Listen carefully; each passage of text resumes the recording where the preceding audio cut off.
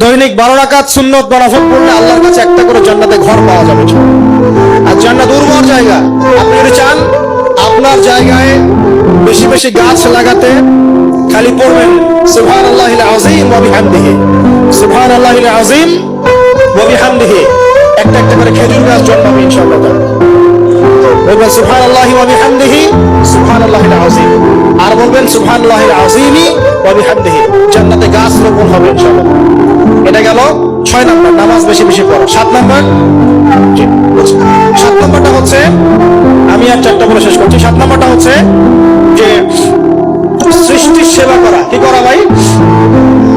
একটা হাদিস আছে যে ইরহামু মান ফিল আরদ ইয়ারহামুকুম মান ফিস সামা।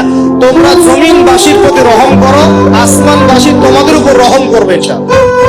আল্লাহর ভালোবাসা পাওয়ার অন্যতম মাধ্যম হচ্ছে জমিনবাসীর প্রতি রহম করেন।